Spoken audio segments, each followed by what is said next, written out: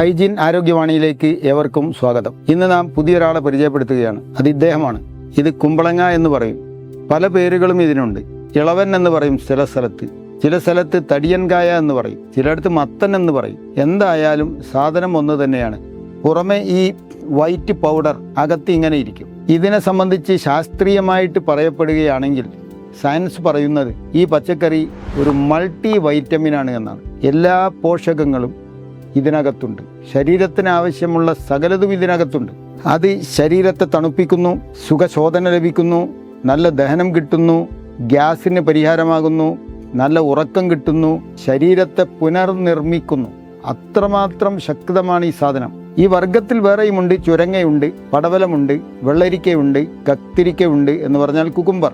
ഇതൊക്കെ ഈ വർഗ്ഗക്കാർ തന്നെയാണ്. മത്തനുണ്ട്, മഞ്ഞ നിറത്തിലുള്ള. പക്ഷെ അതിൽ ഏറ്റവും മുന്നിട്ട് നിൽക്കുന്നത് ആ വർഗത്തിൽ ഈ കുമ്പളങ്ങ എന്ന് പറയുന്ന ആഷ് ഗോഡ് എന്നാണ് ഇംഗ്ലീഷിൽ പറയുന്നത്. ഹിന്ദി ഉറുദുവിൽ അതിന് കദ്ദു, പേട്ട, അങ്ങനെ പല പേരുകളുമുണ്ട്. എന്തായാലും ഇതൊരു സമ്പൂർണ്ണ പോഷകാഹാരമാണ്, ഒരു സമ്പൂർണ്ണ ഔഷധവുമാണ്. കൂഷ്മാണ്ഡം എന്ന് സംസ്കൃതത്തിൽ പറയും. കൂഷ്മാണ്ഡ കഷായം, കൂഷ്മാണ്ഡ രസായനം എന്നൊക്കെ കേട്ടിട്ടുണ്ടായിരിക്കും.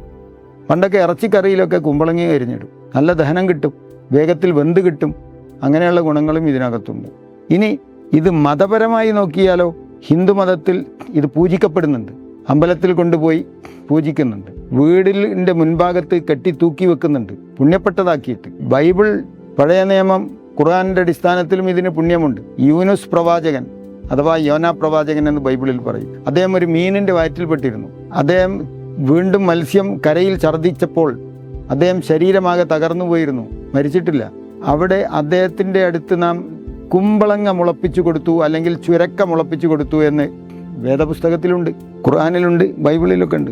അങ്ങനെ അദ്ദേഹം രോഗം സുഖപ്പെട്ട് നാട്ടിലേക്ക് തിരിച്ചുപോയി എന്നുണ്ട്. അവിടെ അത് പറയാൻ കാരണം അദ്ദേഹത്തിന് രോഗശമനത്തിന് ദൈവം കൊടുത്ത ഒരു സസ്യമാണിത്, ഒരു കായ്ക്കനിയാണ്. ഇതിൻ്റെ തണ്ടും വേരും ഇലയും കായും പൂവും എല്ലാം ഔഷധമൂല്യമുള്ളതാണ്. ഒരു ഭാഗവും ഇത് കളയേണ്ടതുമില്ല.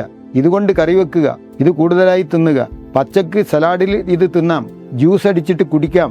ഞങ്ങൾ പ്രഗീൽസ ആശുപത്രികളിൽ ഇതിൻ്റെ ജ്യൂസ് എടുത്ത് കൊടുക്കുന്നുണ്ട് രോഗികൾക്ക്. അവർക്ക് ആരോഗ്യം പുഷ്ടിപ്പെടാൻ വേണ്ടിയിട്ടാണ് കൊടുക്കുന്നത്. എന്നാൽ അങ്ങനെ വ്യാപകമായി ഇപ്പോൾ ആളുകൾ ഇത് പ്രഗീൽസയിലൂടെ കുടിക്കാൻ തുടങ്ങിയതോടുകൂടി പുതിയൊരു വേദവാക്യം ഇറങ്ങുന്നുണ്ട്. കുമ്പളങ്ങ ജ്യൂസ് കുടിച്ചാൽ കിഡ്നി തകരുമെന്ന്.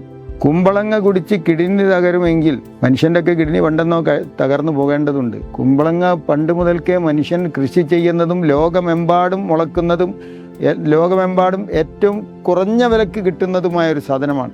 ഇപ്പോൾ ആളുകൾ ഇതൊക്കെ കുടിച്ച് പ്രകൃതി ചികിത്സാ രീതിയൊക്കെ ഫോളോ ചെയ്ത് രോഗശമനം വരാൻ തുടങ്ങിയപ്പോൾ അതിന് തടയിടാൻ വേണ്ടി പുതിയ വേദവാക്യങ്ങളുമായിട്ട് ആരോഗ്യത്തിൻ്റെ എതിരാളികൾ രംഗപ്രവേശം ചെയ്തിരിക്കുകയാണ്.